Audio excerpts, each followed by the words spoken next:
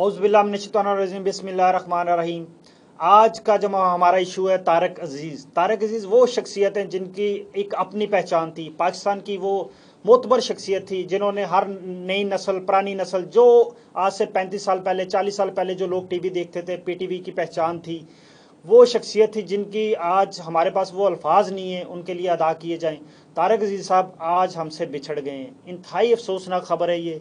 हम जो लोग उनको पहचानते हैं, जो लोग उनको जानते हैं, उनको पता है कि उनका इल्म, उनकी शख्सियत इस काबिल थी कि हर बंदे का वो शख्सियत जो उनकी थी उनके माइंड में होती थी कि तारक अजीज़ की तरह जो बोलें, तारक अजीज़ की तरह अपनी पहचान बनाएं।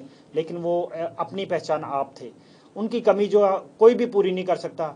उनके लिए आज हम दुआ भी करेंगे। मेरे साथ जो मेरे मेहमान हैं मियाँ रमज़ान साहब, सीनियर जर्नलिस्ट हैं, नदीम चौधरी साहब, उनसे भी जानेंगे कि तारक अजीज़ के हवाले से उनसे भी बात करेंगे।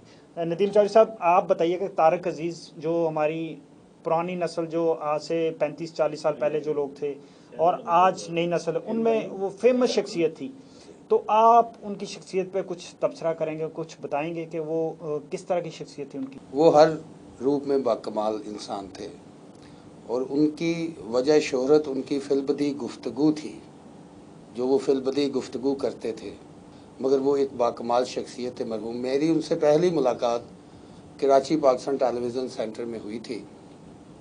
उधर पहली मुलाकात में जब मैंने उनको देखा तो एक सहरंगेज़ शख्सियत थी। बहुत खूबसूरत गुफ्तगू करते थे, हवाले बहुत थे उनके पास और हज़ारों की तादाद में अशार उनको ज़ुबानी याद थे। उसके बाद उनको मैंने लाहौर में देखा। मुस्लिम लीग नून के टिकट पर वो MNA मुंतखब हुए। फिर सड़कों पर उनको एजिटेशन करते भी देखा। तबीयत तो उनकी शुरू से इनकलाबी थी, मगर उस वक्त उनको हमने अमली तौर पर देखा। पहले वो कलम से जहाद करते थे, फिर वो सियासी जहाद में शामिल हो गए।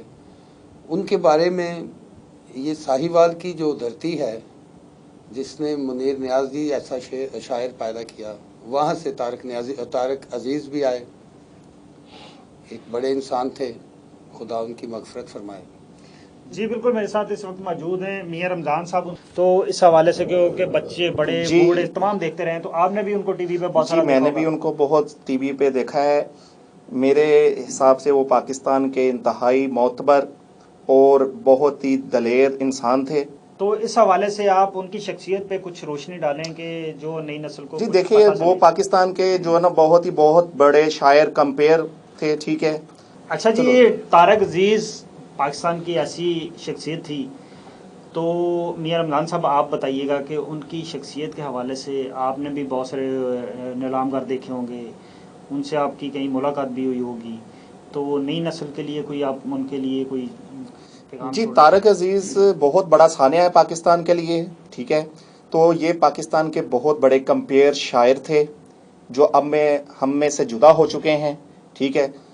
अब ये खला बिल्कुल पूरा नहीं हो सकता उनकी गैर मौजूदगी में।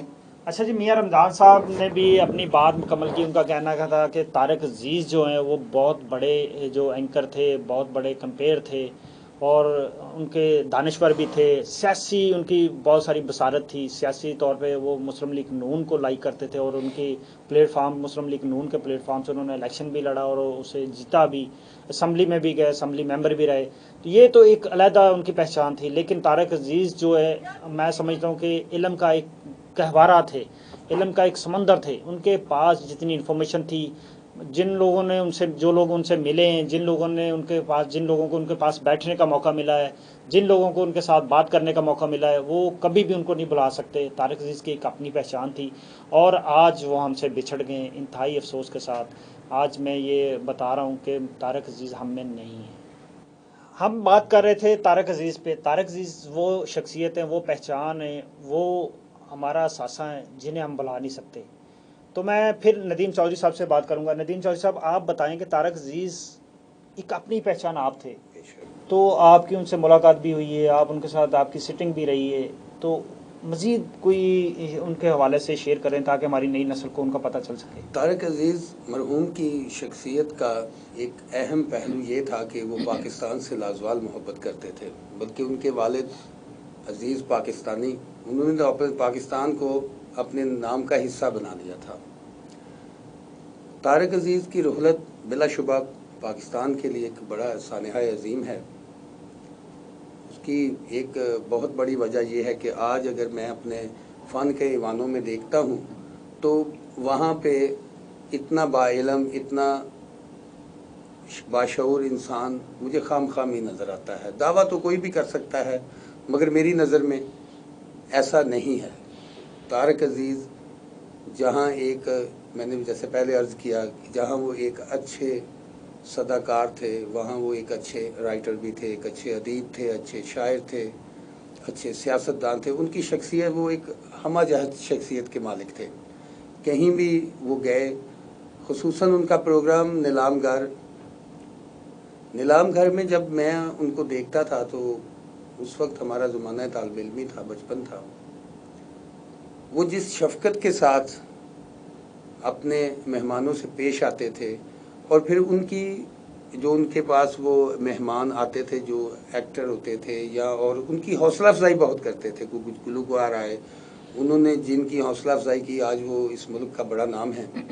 اور طارق عزیز میں یہ ایک کمال کی بات تھی کہ وہ ان میں تکبر نہیں تھا، وہ ہر اپنے سے چھوٹے سے بھی شفقت سے پیش آتے تھے، جس کے لیے میرا خیال ہے کہ وہ ایک آج کے جو پروگرام، جو کوئز پروگرام کر رہے ہیں یا نیوز پڑھتے ہیں، کہ یہ بھی میں بتاتا چلوں کہ طارق عزیز پاکستان کی تاریخ کے پہلے نیوز ریڈر تھے۔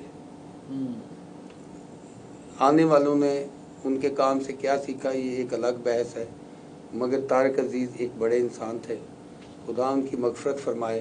آج سارا پاکستان سوگوار ہے۔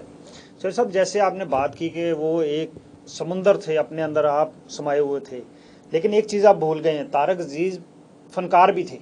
بے شک ان کی فلمیں بھی آئی ہیں، ان کے ڈرامے بھی آئے ہیں۔ مجھے یاد ہے کہ میں نے ان کو کہیں ان کے سوشل میڈیا پہ ان کے کچھ جو ریکارڈنگ کے کچھ ایسے کلپس بھی دیکھے ہیں جو سوشل میڈیا پہ پڑے ہوئے ہیں ابھی بھی، اور لوگ ان کو دیکھتے ہیں، لائک کرتے ہیں۔ ان کا ایک اپنا منفرد سٹائل تھا، بالوں کا سٹائل ان کا جو تھا، کمپیئرنگ کرتے ہوئے نیلام گھر میں جب بالوں کا سٹائل تھا ایسے کر کے ہاتھ پھیرنا، اور انتہائی خوبصورت وہ سٹائل تھا، اور جو آج بھی بہت سارے جو لوگ ہیں، خاص طور پہ ہمارے لائر جو ہیں، وہ اس سٹائل کو اپناتے ہیں اور کورٹ کے اندر وہ سٹائل میں جا کے بات کرتے ہیں ججز کے ساتھ، ٹھیک ہے۔ وہ ایک اپنا منفرد سٹائل تھا۔ میں سمجھتا ہوں کہ اس حوالے سے بھی آپ تھوڑا سا روشنی ڈالیں کہ یہ بالوں کا سٹائل اور بات کرنا اور پھر ایسے اسٹیج پہ بھاگتے ہوئے جانا، لوگوں کو گفٹ دینے، یہ ساری منفرد چیزیں تھیں، اس پہ تھوڑی سی روشنی ڈالیں۔ دیکھیں، جیسے میں نے آپ کو پہلے بتایا، بلکہ ایک بات میں اور کوٹ کر دوں اس میں، وہ ہدایت کار بھی تھے۔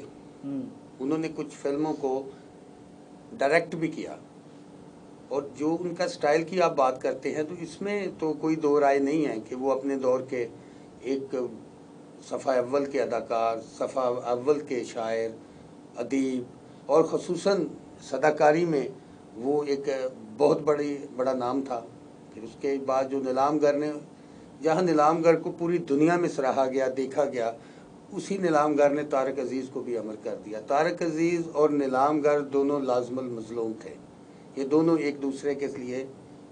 آج کوئی بھی آپ کہیں بھی چلے جائیں، آپ طارق عزیز کا نام لیں تو فوراً نیلام گھر لوگوں کے ذہن میں آ جاتا ہے۔ انہوں نے حالانکہ اور بھی بہت سارا کام کیا اس حوالے سے، مگر نیلام گھر ان کی شناخت بن گیا۔ اور جو ان کا سٹائل تھا وہ باغ کے جانا، بہت مہمانوں سے قربت، ان سے بڑی شفقت، کسی نے بلکہ وہ ایک، میں نے کئی بار دیکھا کہ بندہ گھر سے ذہن بنا کے آیا مہمان کے، میں نے ان سے انعام لینا ہے، مگر اس کو جواب نہیں آیا، پھر بھی اس کو انعام دیا۔ اور یہ ان کی شفقت تھی، یہ ان کی محبت تھی، اور یہ ان کا ایک خاص انداز تھا، سٹائل تھا کہ وہ اپنائیت کے ساتھ لوگوں کو ملتے تھے، اور یہی اپنائیت ان کو عوامی طور پر مقبول بنانے میں بہت کارگر ثابت ہوئی۔ جی بالکل چوہدری صاحب، آپ نے طارق عزیز صاحب پہ بہت، ان کی شخصیت پہ بہت اچھی گفتگو کی ہے۔ اس حوالے سے جو ہم مزید بھی ان پہ ریکارڈنگ کریں گے، بہت سارے پروگرام بھی کریں گے، کیونکہ وہ اپنی جگہ، اپنی ایک پہچان تھے۔ طارق عزیز ہم سے آج بچھڑ گئے ہیں، اللہ تعالیٰ ان کو جنت الفردوس میں اعلیٰ مقام عطا فرمائے۔ انا للہ و انا الیہ راجعون۔